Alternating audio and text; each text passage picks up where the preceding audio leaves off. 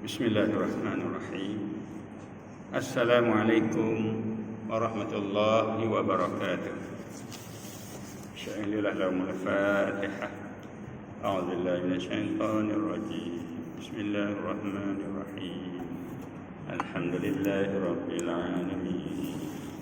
Ar-Rahmanir Rahim. Maliki yaumiddin. Iyyaka na'budu wa iyyaka nasta'in. Ihdinas siratal mustaqim. صراط الذين أنعمت عليهم غير المغضوب عليهم ولا الضالين.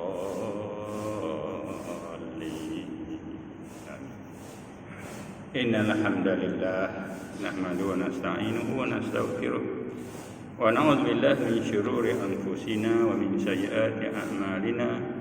من يهده الله فلا مضل له ومن يضلل فلا هادي له. اللهم صل وسلم على هذا النبي الكريم سيدنا مولانا محمد وعلى آله وأصحابه أجمعين. قال رب اشرح لي صدري ويسر لي أمري واحلل عقدة من لساني يفقهوا قولي. سبحانك لا علم لنا إلا ما علمتنا إنك أنت العليم الحكيم. ولا حول ولا قوة إلا بالله العظيم. أما بعد. Al-Qadir Tunggusi, Tuan Imam, seluruh ahli yang dapat masjid serta sidang jemaah tetamu Allah yang dirahmati Allah sekalian. Alhamdulillah.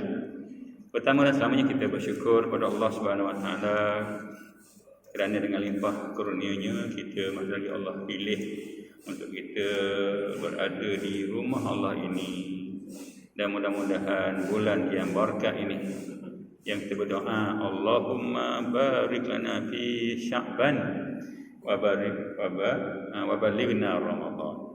Kita doa kepada Allah, ya Allah ya Tuhan kami, berkatilah kami pada bulan inilah bulan Sya'ban, bagi kesihatan, bagi kekuatan iman, untuk menyambut Ramadan al-Mubarak yang penuh dengan keampunan. Syahrul Quran, Ramadan adalah syahrul Quran. Syahr Ramadan alladzi unzila fihi al-Quran hudan lin-nas wa bayyinatin minal huda wal furqan. Sadaqallah. Jadi kita nak sambut bulan Al-Quran, bulan yang penuh dengan barakah, apalagi disebut Lailatul Qadri khairum min alfi syahr. Malam qada itu lebih baik daripada 1000 bulan. Itulah kita berdoa, kita mengharap, kita berdoa mudah-mudahan Allah panjangkan usia kita dapat bertemu Ramadan dengan kesihatan yang baik, rezeki yang halalan, thayyibah dan sebagainya. Mudah-mudahan doa kita dikabulkan oleh Allah SWT. Jadi sebelum tu marilah kita buat persiapan, mengaji dulu. Nak hadapi Ramadan ni bukan dengan duit semata-mata, bukan dengan kuih makanan, tak, dihadapi dengan roh kita, mental kita, jasad kita, yang mana kita mohon kepada Allah mudah-mudahan kita yang sedang berjalan kepadanya itu dapat sampai dan dapat kita sempurnakan amalan yang terbaik. Kalau dulu kita tunaikan mungkin ada kekurangan, tahun ini kita nak perbaiki. Kalau sudah ada kemajuan, tahun ini nak lipat kali gandakan lagi. Jadi mudah-mudahan niat kita, azam kita, doa kita nak sambut Ramadan tahun ini, ialah Allah bagi kita limpah rahmat, kesihatan dan kekuatan jiwa kita, jasad kita untuk terus mendirikan untuk qiyami Ramadan insya-Allah. Jadi malam ni kita sambung lagi setelah sebulan yang kita ada, bulan 2 tak ada, kerana ada pandemik, ada hal-hal yang tak dapat dielakkan. Kita hidup hari dalam keadaan yang gitulah. Mudah-mudahan kita jadi rasa hina depan Allah, sebab kita ni lemah. Penyakit yang ada ni memberi kita suatu keinsafan, sebab kita sedar diri kita ni tidak ada kekuatan itu. Dunia pun dah tak ada kekuatan, apalagi di akhirat nanti. Dunia pun dah tak mampu dan hadapi musibah yang Allah uji ni. Jadi bila itu, maka kita kena sujud terus bersyukur kepada Allah. Belum lagi di dalam kubur, belum lagi perjalanan ke mahsyar, belum lagi di mahsyar. Jadi inilah antara bekalan-bekalan yang kita nak cari untuk kita belajar tentang sirah perjuangan Nabi kita Muhammad sallallahu alaihi wasallam, untuk kita jadi orang yang terbaik, umat terbaik, manusia terbaik, hamba Allah yang terbaik, yang Allah bagi peluang untuk kita hidup di atas muka bumi ini setakat ini. Tunggu mudah-mudahan. Jadi ayat daripada surah Al-Baqarah, Allah berfirman, a'udzubillahi minasyaitonir rajim. Afatatma'una an yu'minu lakum wa qad kana fariqum minhum yasma'una kalamallahi thumma yuharrifunahu min ba'di ma aqaluhu wa hum ya'lamun. Sadaqallahul azim.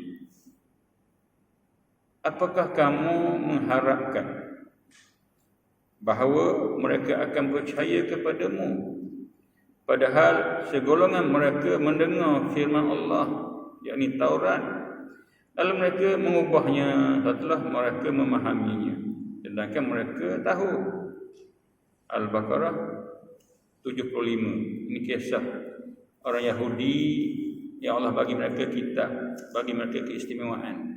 Jadi kita ni pun ahli kitab juga, kita ada Al-Quran. Mereka dulu ada kitab namanya Taurat. Yahudi, Nabi yang diutus adalah Nabi Musa dan Nabi Allah Harun. Tu. Jadi mereka ini Allah kata apa? Wahai Muhammad, apakah kamu mengharapkan bahawa mereka akan percaya kepadamu? Mana inilah, ini tugas para Nabi lah. Tugas Nabi kita mengajak manusia kepada Islam. Masa itu Yahudi ada di Madinah. Walaupun ayat ni cerita tentang umat Bani Israel dengan kitab Taurat mereka, tapi Yahudi yang ada di Madinah itu merupakan anak cucu mereka lah.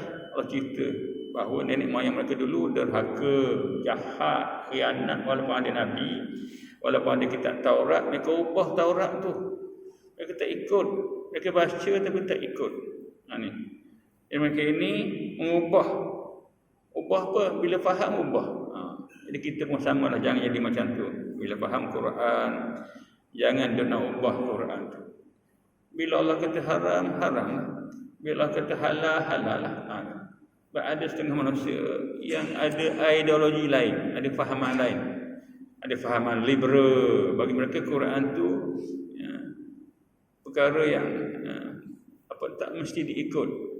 Boleh tafsir ikut suka je, jangan ubah Quran. Kalau umat dulu ubah Taurat, yang Allah kata mereka ini merupakan orang-orang kafir, tempat dia dan di neraka.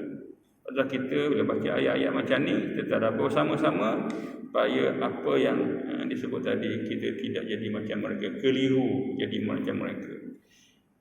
Dan Allah sebut lagi dalam surah Al-Baqarah juga ayat 79. A'udzubillahi minasyaitonir rajim. Fawailul lilladzina yaktubuna alkitaba biaydihim thumma yaquluna hadha min indillahi liyashtaru bihi thamanan qalila. Fawailul lahum mimma katabat aydihim wa wailul lahum mimma yaksibun. Sadaqallahul azim. Maka kecelakaan yang besarlah kepada orang-orang yang menulis kitab dengan tangan mereka sendiri, lalu mereka mengatakan ini dari Allah. Hadza min indillah, ini daripada Allah, ni Allah cakap, ni Allah kata, ni Allah firman. Dia dakwa begitu untuk menempah harga yang sedikit. Yashtaru, dia jual samanan qalilah, mana ada macam jualan, nak jual agama dengan harga yang murah. Tu. Dia kata ini daripada Allah untuk dapat kepentingan dunia. Maka celaka besarlah bagi mereka apa yang mereka kerjakan. Allah kata 3 kali celaka pada orang-orang yang cuba untuk jadikan agama sebagai topeng. Inilah orang-orang Yahudi dulu. Maka ini dia hina, dikatakan celaka yang besar kepada orang-orang yang menulis kitab. baca kitab ke, tulis kitab ke, dia kata ini daripada Allah. Dia kan dibuat sendiri. Tu. Lalu mengatakan ini daripada Allah. Ini daripada Rasulullah. Ini daripada Quran contohnya. Ia tak boleh kita mereka-reka sebagai tanda kita nak benarkan amalan kita, kita kata ini daripada Allah. Nabi buat juga, jangan kata macam tu. Kita nak mahalahkan tindak tanduk kita, kita kata Nabi pun buat, sahabat pun buat, adakah mereka tak buat? Ataupun ini daripada Allah. Jadi mereka ni Allah kata liyashtaru bihi samanan qalila, untuk menempah harga yang sedikit dengannya. Mereka nak jual. Mereka sanggup jual cahaya dengan kegelapan, jual Islam dengan kekufuran. Maka celaka ataupun kecelakaan besarlah.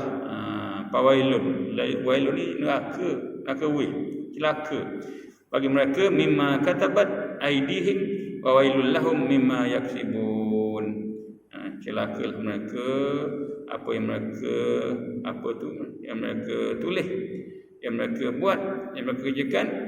Wa wailul lahum mimma yaksibun, dan apa yang mereka usahakan. Jadi 3 kali celaka kepada mereka yang cuba untuk menipu Allah, nak tipu Rasul, cuba gunakan tipu daya untuk menghalalkan tindak tanduk mereka. Sedangkan kita umat hari ini ada Nabi, mereka pun ada Nabi, mereka ada kitab, kita ada kitab. Jadi kalau mereka buat macam tu, kita jangan tiru. Kita umat akhir zaman, bila kita baca Quran, amalan ni Allah benci, Allah kutuk. Jadi bila baca Quran, kita tadabbur.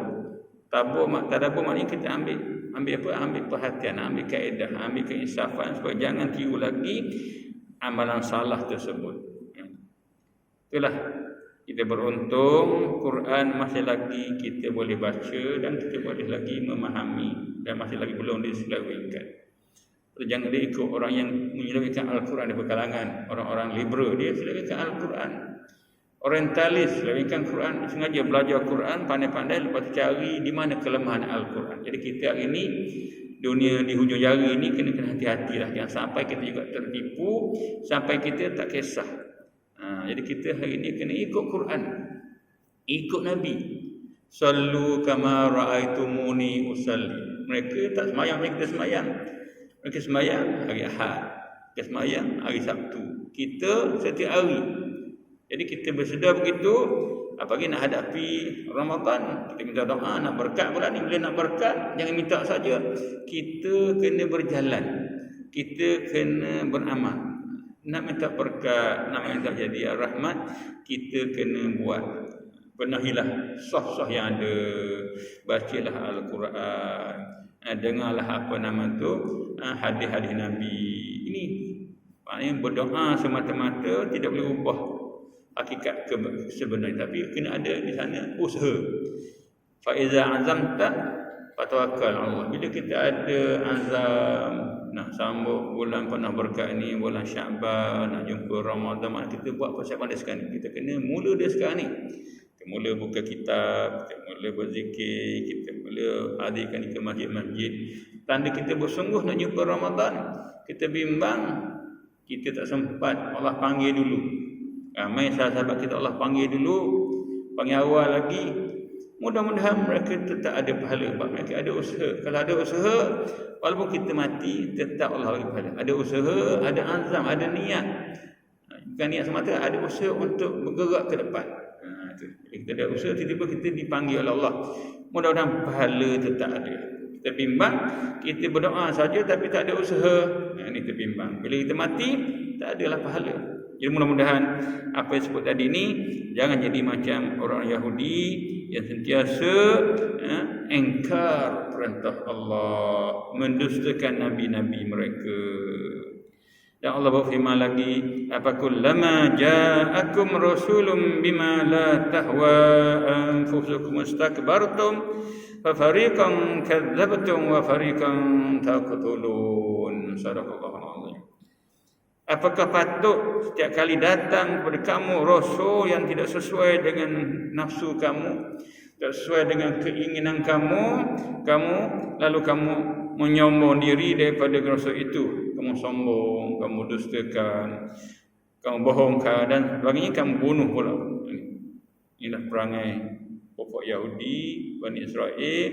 Mereka bukan saja tak percaya dengan Rasul, menyombong lagi, lawan lagi, lepas tu mereka bunuh lagi Rasul yang Allah utuskan kepada mereka, jahatnya mereka. Ni, padahal kita yang membaca ayat-ayat macam ni, kita ambil keinsafan. Ambil kisah perjalanan kita hari ni, walaupun kita bunuh Nabi, tapi kita mematikan sunnah Nabi.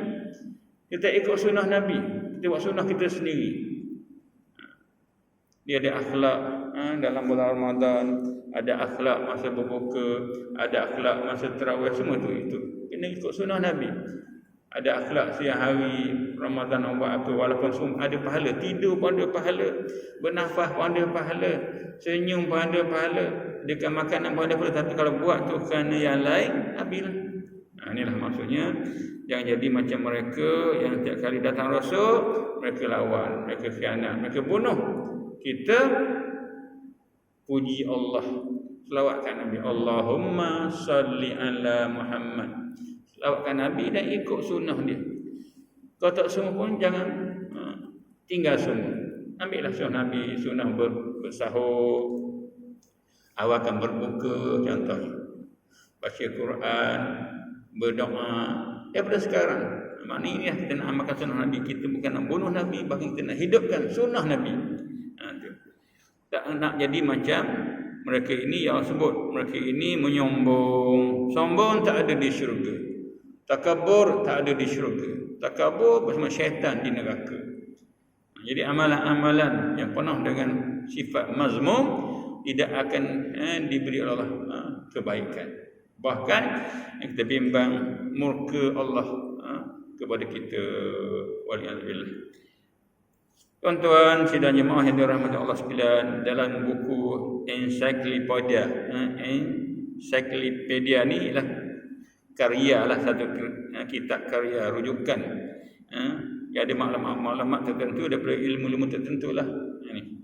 Tapi dibuat oleh ni tentang ensiklopedia Yahudi, mana karya rujukan mereka menyatakan kemurkaan para nabi di kalangan Bani Israel terhadap penyembah berhala, menunjukkan bahawa fahaman berhala itu berlaku di kalangan mereka. Sedangkan agama mereka bukan agama berhala, agama tauhid, agama langit.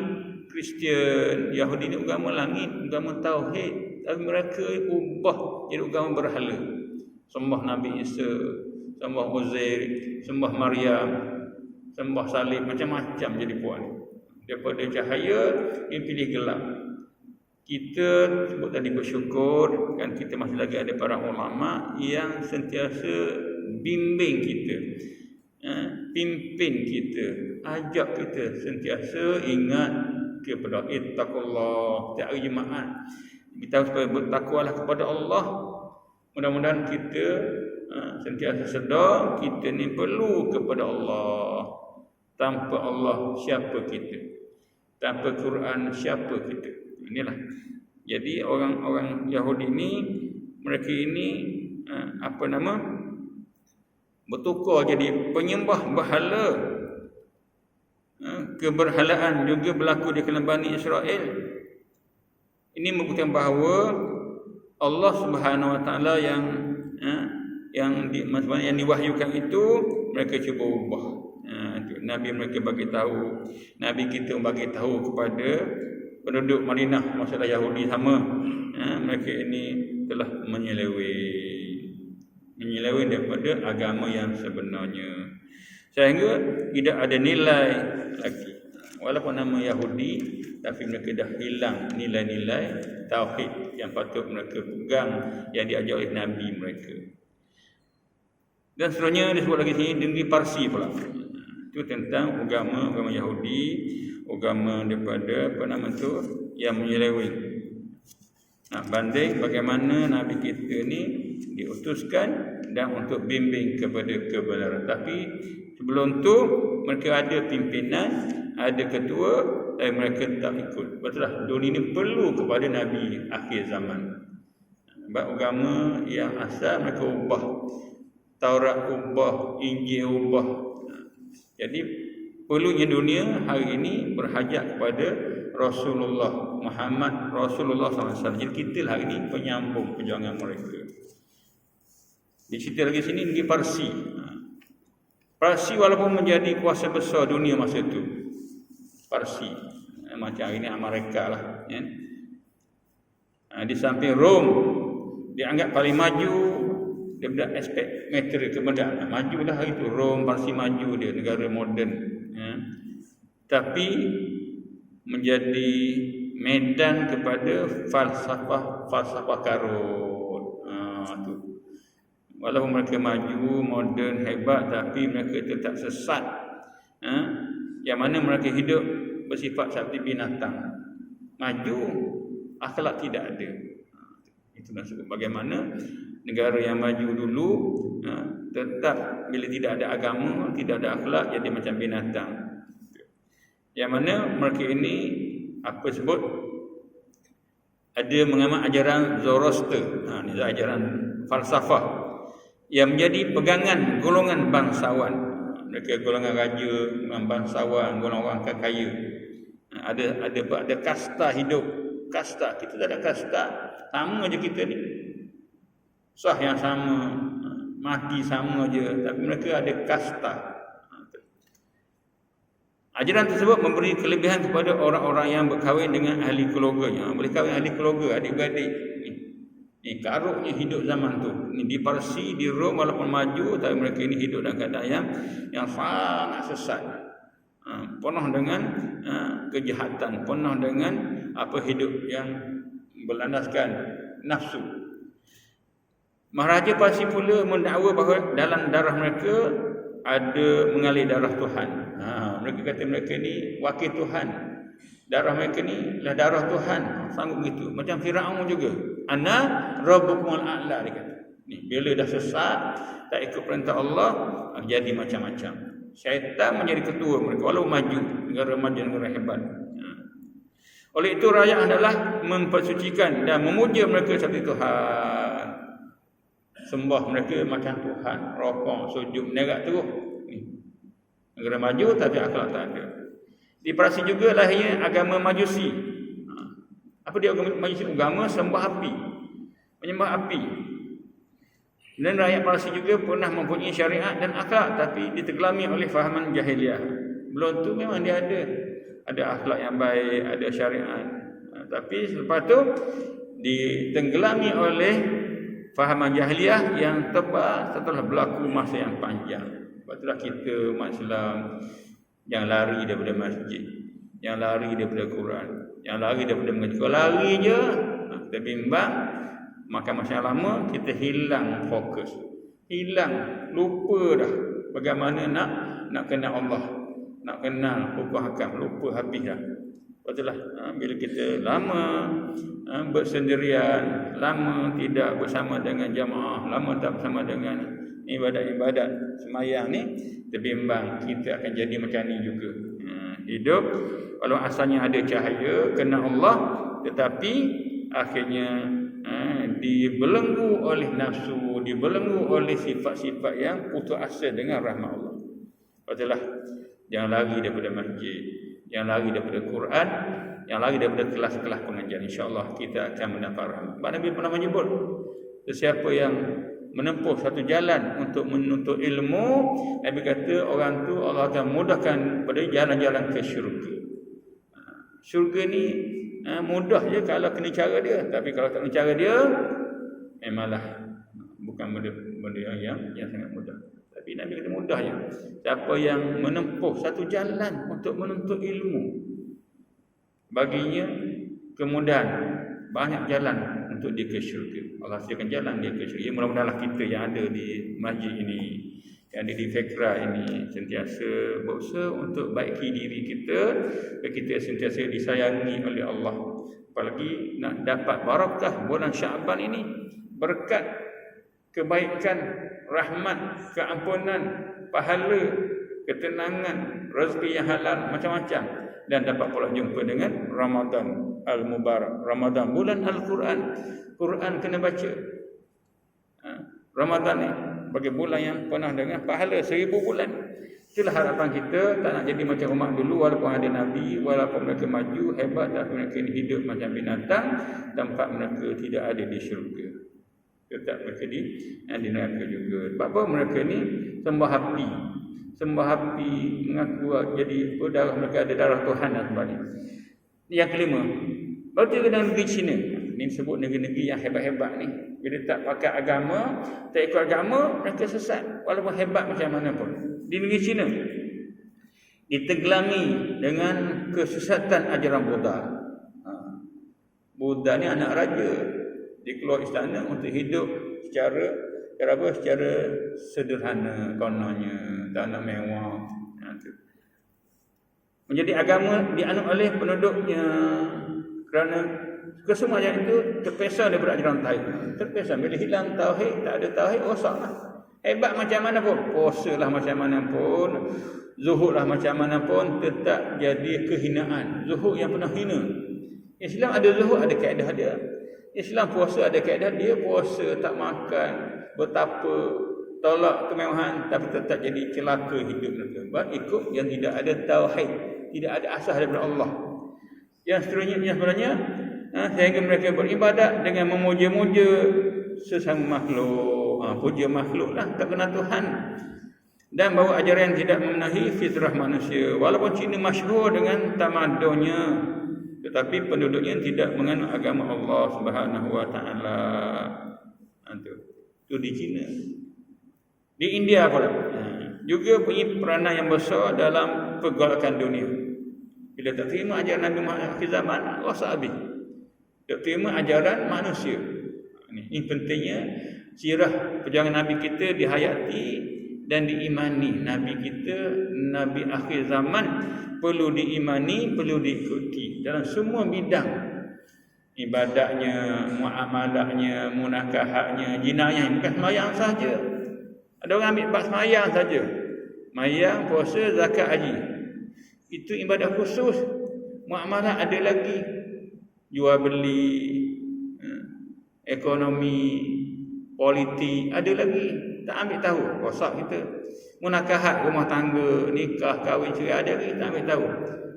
Jinayah, ada lagi. Hudud, kisah, ta'zir, tak ambil tahu, rosak. Jangan ambil satu saja, ambil semuanya.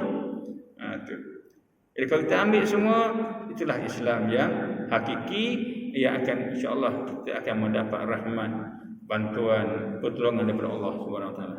Di India disebut ada